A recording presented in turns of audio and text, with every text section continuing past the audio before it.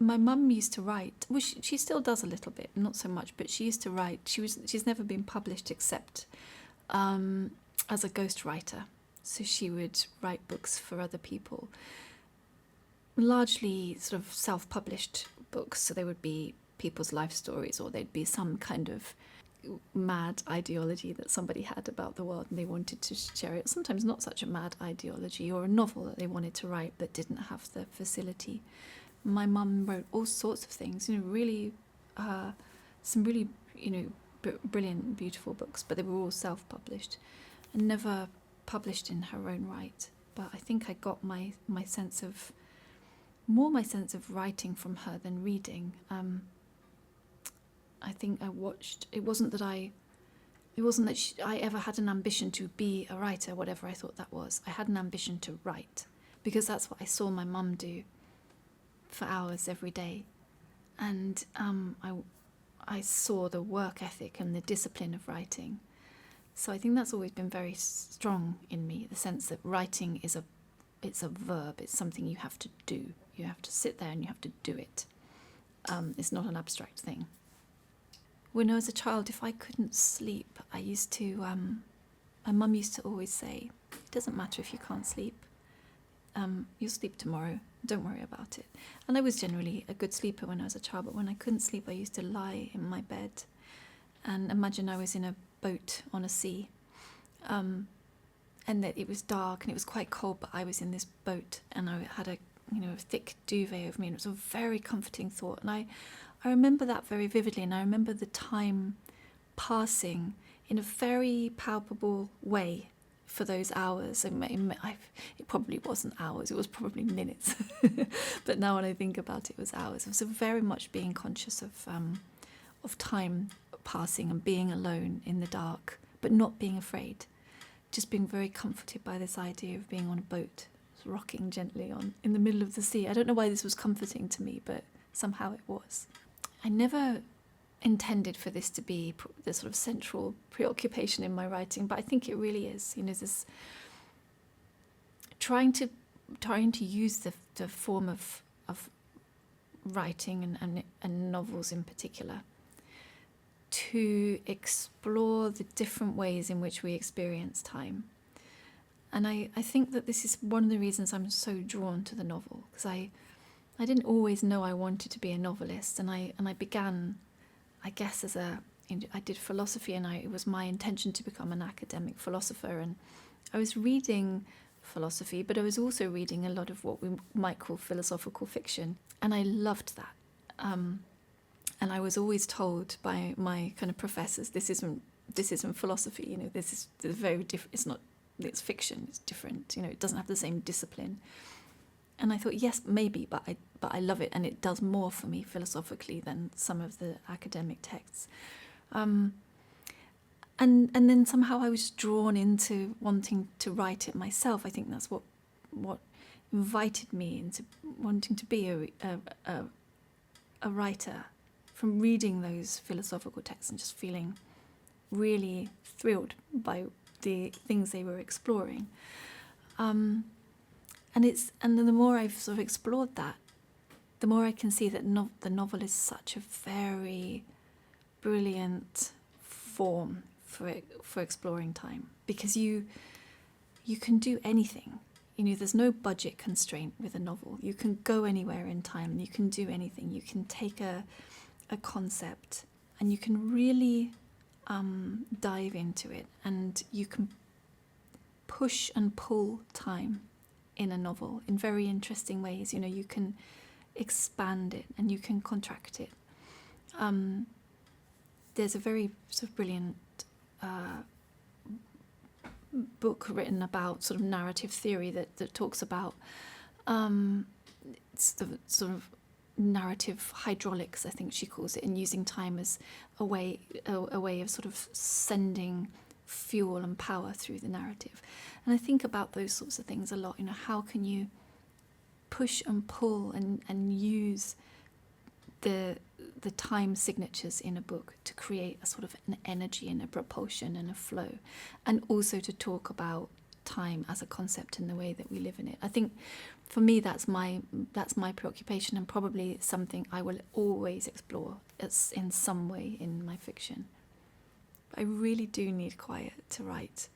That said, I did write some of Orbital and actually some of all of my novels in the public library in Bath where I live. That's a strange thing. You can't guarantee quiet there.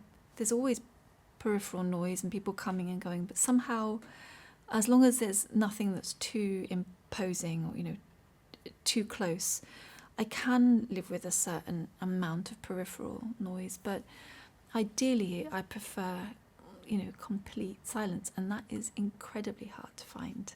Maybe another reason why I went into space, although it isn't quiet there either. I mean, not on the ISS, so... There's also the noise of the body. Yeah. And the mind. The noise of the mind is the worst. I think,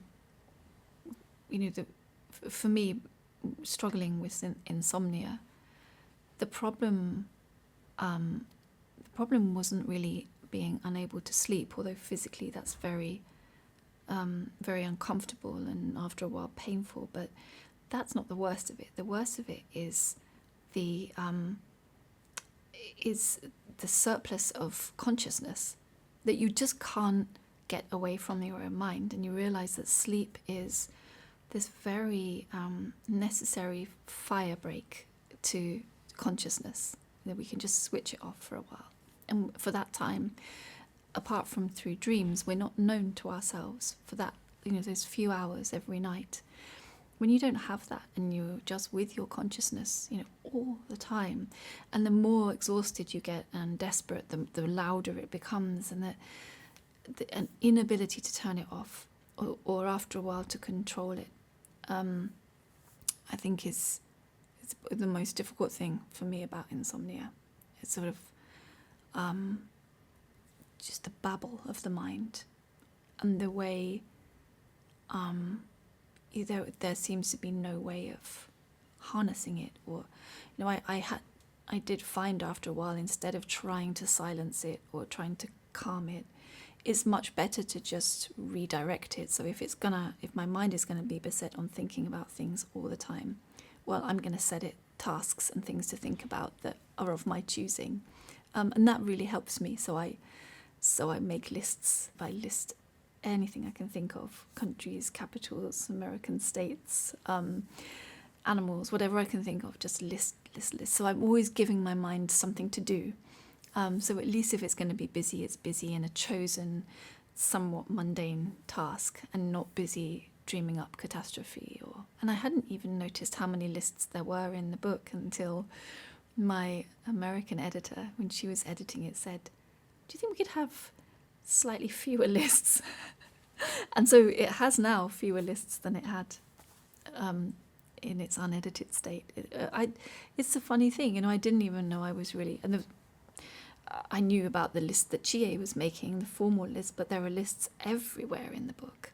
I'm sure that's just a sort of an expression of this, the way I tend to think as a way of trying to rationalize things and guide my mind into certain ways of thinking.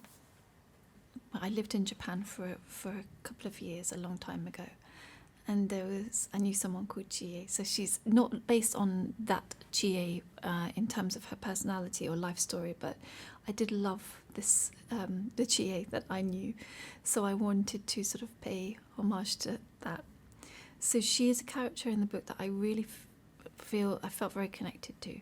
I wanted to write about the possible experience of being in orbit and losing one's loved one. I think that's partly because I was writing the book during COVID, and that was an experience for a lot of people, that they were losing somebody and they couldn't say goodbye to them. As I was writing my way into Chie's character and into her thoughts about her mother, the more I wrote, the more I was coming up against this idea that when someone dies, what we often learn is that we didn't really know them. We didn't really know who they were, and everything that they were has gone with them.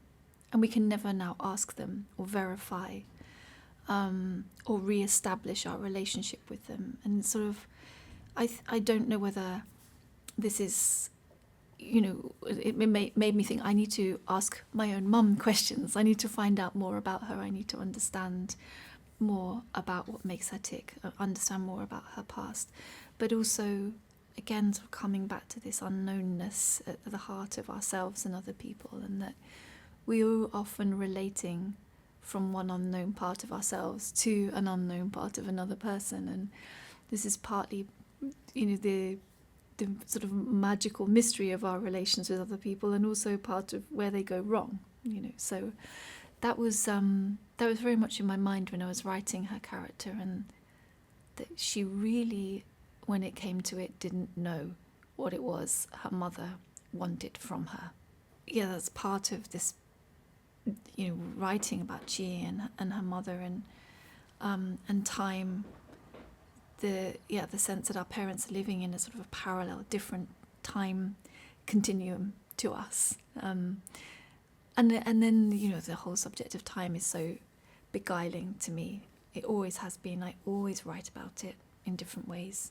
The way it's just such a very artificial construct. And yet it underpins absolutely everything that we do in our lives. And it is the one kind of organising principle of our lives. Time happens to us. It abrades us, it eats away at us, eventually it kills us.